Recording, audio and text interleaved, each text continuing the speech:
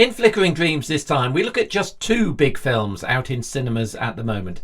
There's Indiana Jones and the Dial of Destiny, Harrison Ford's last outing as the famous archaeologist, and Wes Anderson's Asteroid City. And carrying on that theme, our featured director this week is Wes Anderson, and we pick our favourites of his films. This is Flickering Dreams.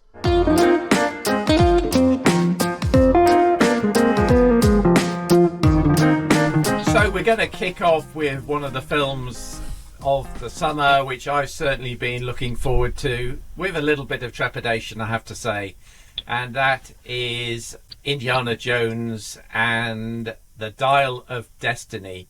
Andy, could you introduce this clip for us? Yes, certainly, Bob. The man with the hat and the whip is back, and this time it's all about time. Here's a clip. Water displacement. Get in the pool! Why? Help me open the door! Well, they didn't get out the doors. Get in the pool! Okay, I'm getting in the pool. Help me! Archimedes was fascinated by water displacement!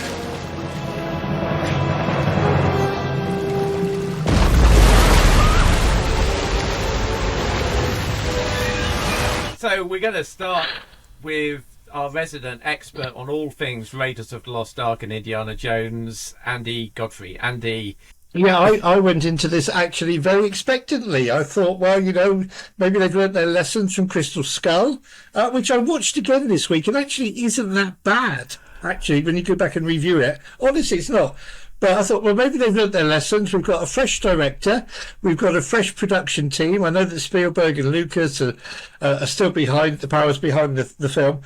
But I really enjoyed it. I mean, I've now seen it 3 times. And each time I've seen it, I've seen something that I missed on the previous occasions. I loved the references to the previous films, of which there are quite a few, more than I thought there were after the first viewing. I thought the action was great. I had no problems with de-aging Harrison Ford. I thought, fine, it's not perfect, but let's just go with it. This is what we've got. I thought the story was terrific. I loved the pure bits of fantasy at the end. I mean, we had a 2,000-year-old knight in Last Crusade, so why can't we have what we have in this film?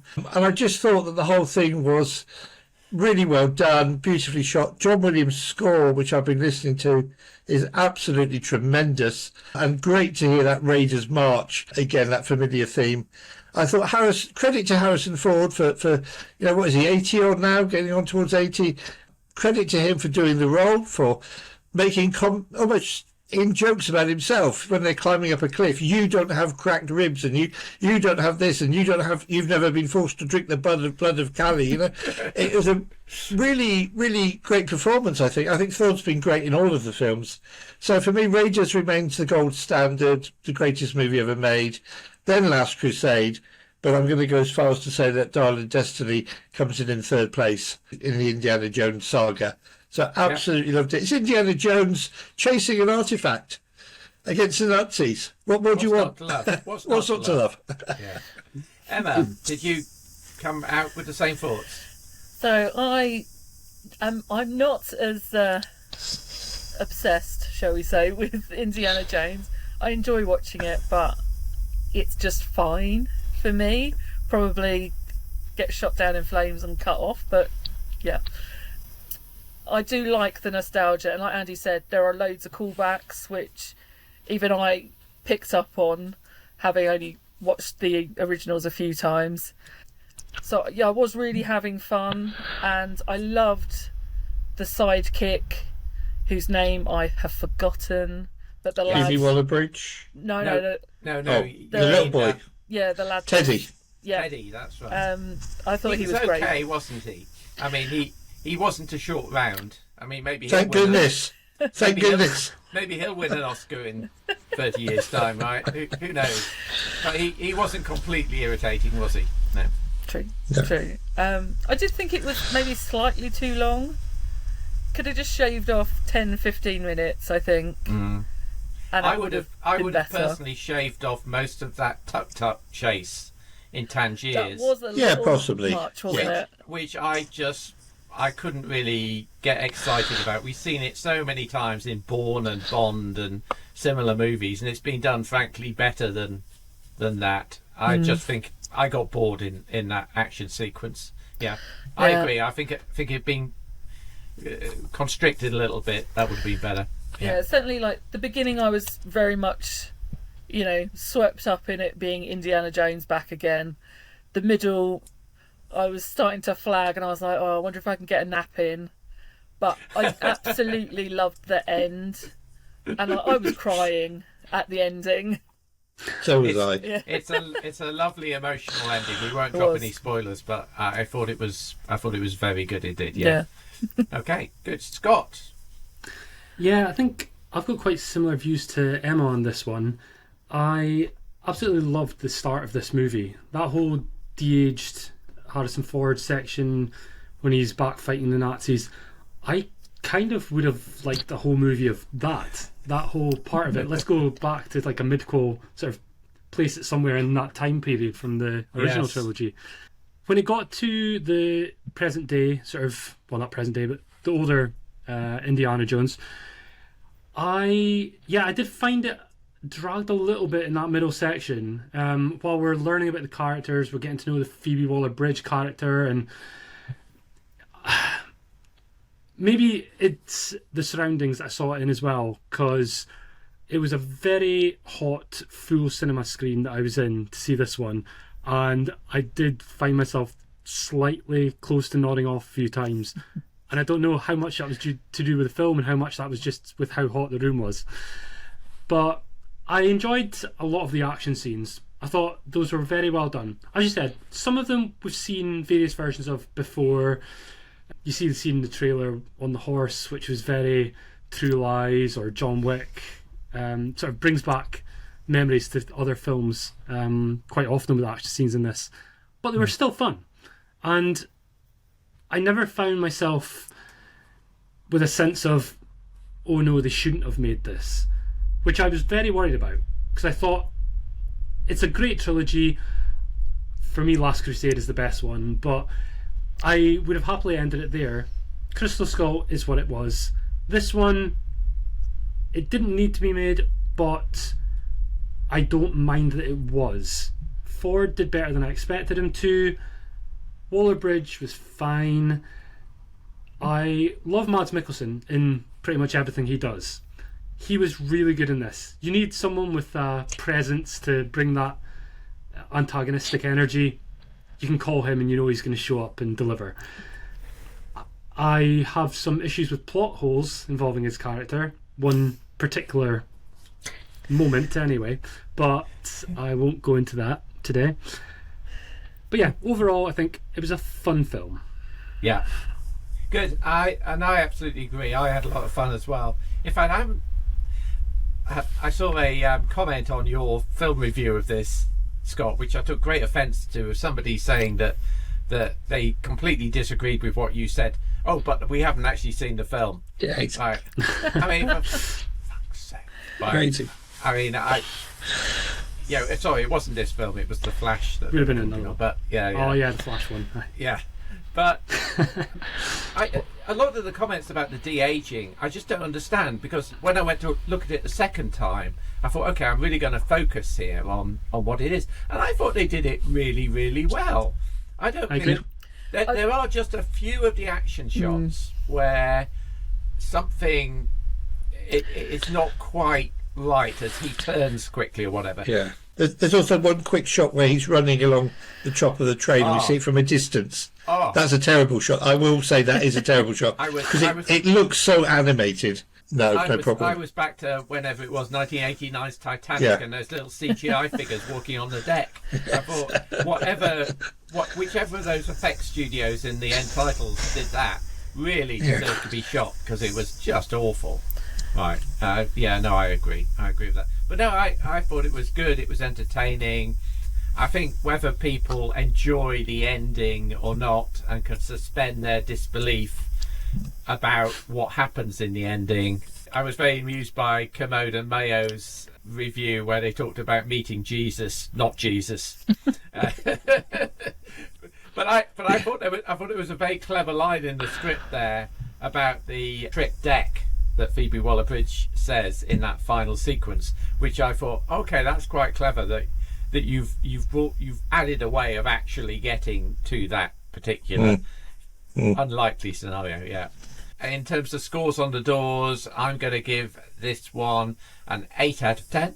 Emma? I think I'm going to have to go with a 6. Oh, okay. Oh, okay. It's very close. Like, it's a very, it's like 6.9. It's very close to being a 7. Okay, Andy? I'm going to give it a 9. Not least of which for Harrison Ford's line, "You're a German, don't try to be funny." That's very good. Yes. There needed to be a little bit more humour like that. They did. In the They film, did. I think. But I've seen it was a 3 very good times. line. No. That was a very good line. Yeah. And Scott? Well, I'm going to make it 4 different ratings because I'm going to give it a 7. 7, 6, 7, 8, and 9. 6, 7, 13, 21, 30. That's 7.5 out of 10, which makes it a... Excellent. We're going to move on now. We've only got 2 films we're looking at this week. It's going to be a quicker one than normal. Basically, there's not been very much out in the cinemas this week because everybody has bowed before the alleged might of Indiana Jones, I think. But the second film we're going to look at this week is one which I think might be a little bit more controversial. It is Wes Anderson's Asteroid City. A TV presenter, Bryan Cranston, is walking us through the creation of a new play, Asteroid City, by esteemed playwright Conrad Earp, played by Edward Norton. And in the play, a recently bereaved father, Augie Steenbeck, played by Anderson regular Jason Schwartzman, is marooned in the desert town during a junior stargazing / space cadet event. Then a surprising visitor arrives.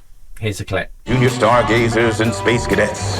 Each year we celebrate Asteroid Day, commemorating September 23rd, 3007 BC, when the arid plains meteorite made Earth impact. Let's start this one with Scott. Scott, Asteroid City, hit or galactic miss? Well, I always know when Scott starts with wow. Well, We're in for a beating. So, with Wes Anderson films, I've got a bit of a hit and miss history with him. Recently, you've had things like Grand Budapest Hotel, which I loved, followed up with things like Isle of Dogs, French Dispatch, which I've liked very much. And given that run, I was hopeful that that would continue, and I'd quite enjoy this. At a minimum, quite enjoy it. I can tell you that I loved the score. I always love the way Alexander Desplat scores Wes Anderson films. Unfortunately, I think that's where my positivity ends when it comes to this movie. I really struggled with this. I thought that the narrative and the whole way that it's directed and structured was bizarre beyond belief. We know that Anderson loves to do quirky stories with quirky characters and quirky dialogue, but this felt like he was taking it to the max. Some people have said that he's almost doing like a parody of his own movies, and although I wasn't thinking it at the time, after I heard people say that, I'm like, yeah, kind of. He didn't really need to be that strange. I thought that the characters, with all the cast, we know that the cast is extraordinary with so many big name actors in this, but most of them are wasted because they're not being used to their potential like we know they can be. They're all being forced to change their style into a Wes Anderson style rather than Wes Anderson hiring these people to do what they're good at. And so I didn't think that the actors did very well for the most part. I just think that this film wasn't really for me. I didn't really understand what was happening. I was really bored. I found myself slouching in my seat throughout the movie, just waiting for it to end for so long.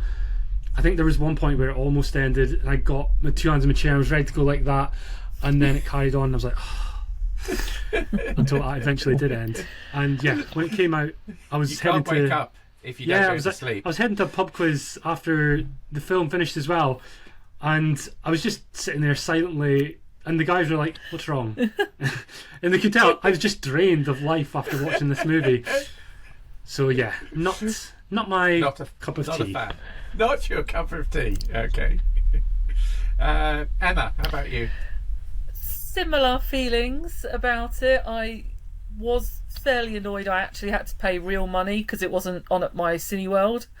So that was £11, and I would have liked some of that money back, but it's fine. All of these films look beautiful, and it was absolutely stunning to look at.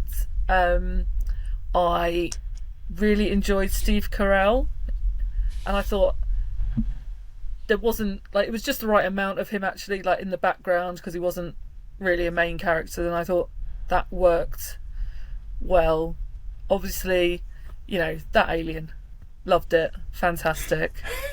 Best thing about the film, it was just hilarious. And do you mean the animated alien, or Jeff Goldblum as the alien at the end? The animated one. Because frankly, I'd have gone to see the film just for the title in the trailer that says featuring Jeff Goldblum as the alien. I mean, that's enough to get you into the cinema. Yeah, well, it's true. Anyway, yeah. But beyond that,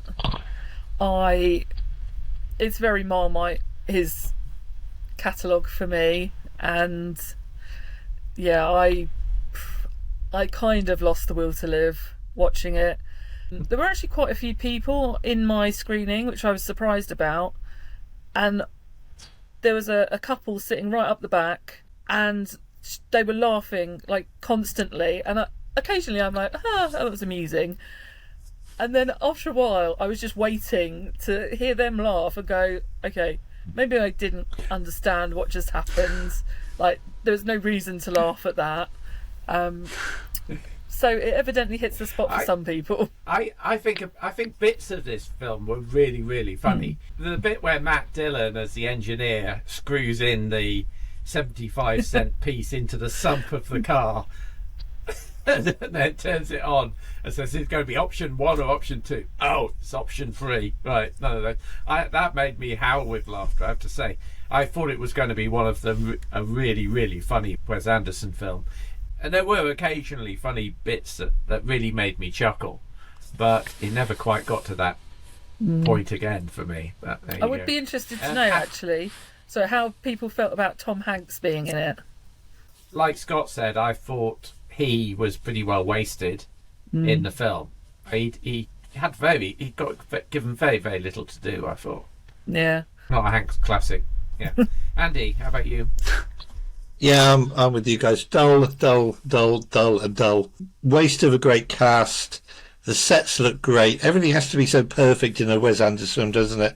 I mean, there's the old joke that if you saw an outtake of a Wes Anderson film, there'd be a load of pens lined up on a desk and one of them would be slightly crooked and everybody would think that was hilarious. I think that the film promised much. It looked great. I hadn't heard any other reviews before I went into this, and I found myself wishing I was sat there watching Mars Attacks, which similar thing, alien come down, big cast. Kermode mentioned that in his review. Yeah, exactly. Well. And the funny thing is, I was thinking that before I heard him say that. Yeah. The look of the aliens. I mean, I imagine that the aliens come from sort of planets in the same solar system as the Mars Attacks ones and this one, and maybe even a friendly neighbours. Who knows? But it was more substance and style. Less substance, style over substance. You know what I mean? And I really thought that it was a tremendous disappointment. When Tom Hanks came on, I was punching the air thinking, yes. Oh, hang on. So really disappointing, given the great cast, given the great sets, but dull. Absolutely dull. I think I probably liked it better than you did. And I certainly didn't like it as much as my daughter did, who gave it a 10 out of 10 on her Instagram account. I mean, she absolutely loved it. What's great about Rushmore, which we're going to be talking about a little bit later on, is it's a coherent story that kind of goes through the whole film. And the more Wes Anderson has been trying to get cleverer and cleverer with his films, the more we've got this kind of film in a film, which is a bit the same as in Life Aquatic. There's that film within, kind of about, the film is about a film being made and shown and stuff. And here we've got this film of a play, as it were, being filmed. And all of the bits in the desert I thought were really good. And I thought bits of going back to the play, like the fact that they built this overpass on the stage that goes up and then ends clearly nowhere because there's nowhere for the and then you go to the desert thing and there's an overpass which goes nowhere, and I thought some of that was really quite clever. But in general, if it had stayed in the desert setting and built a linear story around that in an Anderson style, it would have worked so much better for me. I found some of the flashbacks into the black and white 4x3 excruciatingly dull, and like you, Scott, I kind of came out of it thinking, what was this about? What is this? What was this trying to say? What message was this trying to get across? And I don't think I could come up with anything. I thought a lot of the cast, I mean, it is an incredible cast. I thought some of the junior cast were really good in this film. Particularly Grace Edwards, who plays the daughter of Scarlett Johansson. I thought she had a fantastic look in this film. There's a scene where she looks across at Augie's son sitting along the counter, and it's a real kind of cinema moment, I think, as she looks straight at the camera as she does that. And Sophia Lillis as well, who is one of my ones to watch in terms of actors in the world after Dungeons and Dragons and It. I thought she was very good, and the guy who plays Woodrow as well, Jake Ryan, I thought he was good as well. Yeah, but like you, bits of it were dull. Some of the comedy missed the mark for me, and the talent was spread extremely thinly. And at the end of it, you asked me what the message was out of the film. I don't think I could have told you. Yeah. So, I mean, would I watch it again? Yeah, I probably would, to see whether it actually triggered something more with me. If I wasn't going on holiday, I probably would go and see it again, actually, before it disappeared, just to try and get some more out of it. Scores on the doors. Scott. For me, it is a 3 out of 10. Whoa, that's harsh. Andy. For me, it's a 5 out of 10. Would have been a 4 were it not for that Matt Dillon moment that you mentioned. But other than that, it's a 5. Okay. Because of that, it's a 5. 3, 5. Emma? I picked a 4. Gone right down the middle there. 4, 8, 12, and I've actually gone with a 6. So that's 3, 4, 5, 6. So that is 3, 4, 7. 4.5. My maths 12, is right. 18. 18 divided by 4 is 4.5. Yes, correct. Right. So that makes it a thumping great. Poor old Wes Anderson. Yeah. So we're going to carry on that theme, because those are the films we reviewed this week, and we're going to carry on with our featured director of the week, which is Mr. Wes Anderson. And we've each picked one of his favourite films to talk about. Who are we going to start with? Let's start with an early film, shall we? So we'll go to Andy first with his choice. My choice is Rushmore. What's the secret, Max? The secret? I think you just gotta find something you love to do and then do it for the rest of your life. For me, it's going to Rushmore. Sharp little guy. He's one of the worst students we've got. So we're in 1989. It's Wes Anderson's second film as a director. A young lad in a high school falls in love with his teacher, is pursuing her, as is an industrialist played by Bill Murray. It is a very early Wes Anderson film because it has a straightforward story. Yes. It's very, very funny. It has a great soundtrack which is infused with British pop groups from the 60s and 70s. The soundtrack is great. I watched it again today. There are some great lines in it, very, very funny indeed. And I just think that this is Wes Anderson showing what he's capable of in terms of telling a really good story from beginning to end. It's not flabby, it doesn't sort of sink a little bit in the middle. Your attention is held throughout, and I just think that the film works really well to this day as a high school sort of movie about love and dating people and sex and drugs and rock and roll. And I think it's a really good, solid, entertaining film that passed the 6 laugh test. Yes, indeed. I would absolutely agree with you. I watched it today as well, and it is a cracking film. I haven't seen it since probably it came out, and I'd forgotten how good it was. Jason Schwartzman's first film. Yes. I mean, he's obviously gone on. He must have pictures of Wes Anderson in compromising position, I think, because he seems to have been just about in all of the Wes Anderson films. But he's particularly good and particularly striking, given that this is his debut film in anything. Right? It doesn't seem to have had any TV or anything else. And he's almost in every scene as well. Yes. Carries the film really, it is a terrific performance. Yeah, and Bill Murray being Bill Murray, Olivia Williams as well as Miss Cross, the teacher. She's lovely. She's not overly kind of gorgeously glamorous sense, right? But she's beautifully portrayed, and Brian Cox as well in an excellent position as the director of the Rushmore College. Yeah, very very good. Have either of you guys seen Rushmore? No.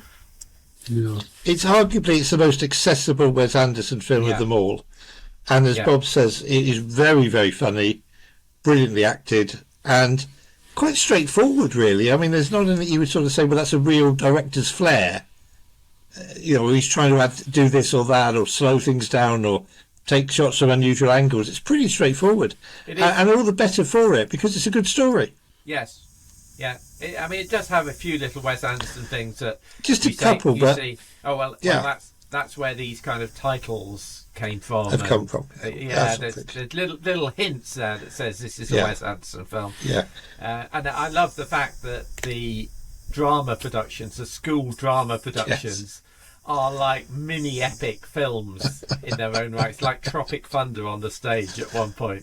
I thought that was beautiful. So that's a recommended for Emma and Scott. I think it's on streaming on Disney at the moment. But watch Rushmore. It's really good. It's a fantastic soundtrack as well. Yeah, which I loved. Let's move on to Scott.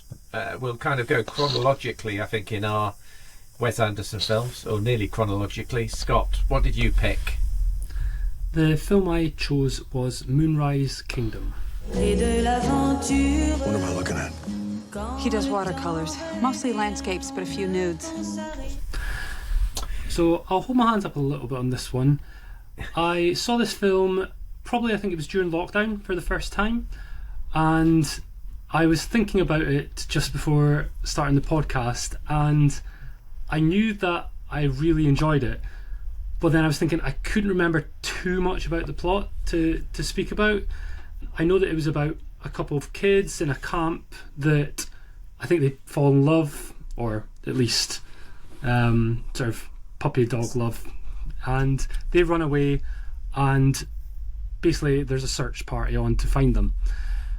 The reason I picked this and why I remember enjoying it so much is about the emotion that this one evoked. As I said with the other ones, that Wes Anderson's got this quirky style where people are almost unrealistic in the way they talk and act. For me, this one made me really feel something, because I really liked the way the characters were written and the way they interacted with each other. I thought it felt very genuine and real, or real for Wes Anderson. And it's one that got under my skin, and I felt that it was more mature than some of the other ones. Yeah, there's funny moments, but there's some real drama going on here. And yeah, so for me, that was the thing that I picked the most out of it. Of course, it looks amazing, it sounds amazing, that score again, like, you just can't go wrong. And so that's the reason I went for Moonrise Kingdom as my pick. I must admit, it's a Wes Anderson film I've not seen. So it is one that I need to take a look at. I think they're all streaming on Disney. Yes, they are. Actually. Yeah. So it's worth catching. Okay. Moonrise Kingdom. Okay, good recommendation. Emma, what's your choice? Isle of Dogs. The Isle of Dogs. I don't think I can stomach any more of this garbage. Exactly. Same here. Words out of my mouth. Now, I haven't had much experience with Wes Anderson's back catalogue. I knew they were always a little bit weird, and that was pretty much where I was at with it. So when I saw this one, I really loved the style of the animations that were used, and throw dogs in anything and I'm going to enjoy it anyway. But I just really loved the way it's been made so that you understand both sides of what's happening, and how even though all of this bad stuff has happened to them, they still want to interact with humans and be friends and be man's best friend and obey commands and things. And it's just so lovely to watch the little adventure they go on to try and find out the truth. And it was a great, I think, had I seen one of his other ones first and not this one, I don't think I'd have been so open to trying the other ones. But I definitely, this is one that I do recommend to people. I was really glad that I think we had it as an unlimited screening, so I went along just not knowing. I don't think I'd have gone on under my own power to go to see it. But it was a very I just loved the way it was all done. Like the style of it was fantastic. Yeah. Okay, good choice. And I can't believe that none of you picked this film, so I jumped on it. I mean, I was going to go with Rushmore because I really do love that film, but I've gone with The Grand Budapest Hotel. You can't arrest him simply because he's a bloody immigrant. Take your hands off my lobby boy! I mean, it is a little bit out there, Wes Anderson, at points, because obviously the story is told as a kind of a flashback type of mechanism that wraps you into the story. But once you get into the flashback, it does tend to have a fairly linear sort of story flow, which is much preferable to me than the sort of jumpy, jerky stuff that we had in some of his other films, particularly The French Dispatch, which we haven't mentioned. But The French Dispatch from, was it last year or the year before last? It had moments of absolute brilliance for me, absolute brilliance, but a lot of padding and chopping around that kind of just diluted that for me. Didn't get that with The Grand Budapest Hotel. I think it's a joyous film. Again, Alexander Desplat's music is superb in that film. Ralph Fiennes uttering the line which we just heard in that clip, "Get your hands off my lobby boy," has to be one of the best lines in cinema.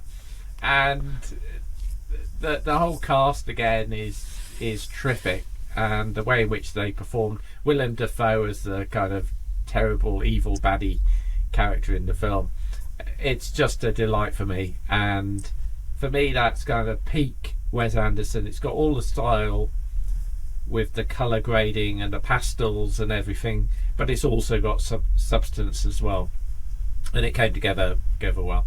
I mean, I like you were saying, Emma, I think it's real. He's a real Marmite director, and not just a Marmite director for him, but a Marmite director between each of his films. Yes, he's an interesting character and an interesting director.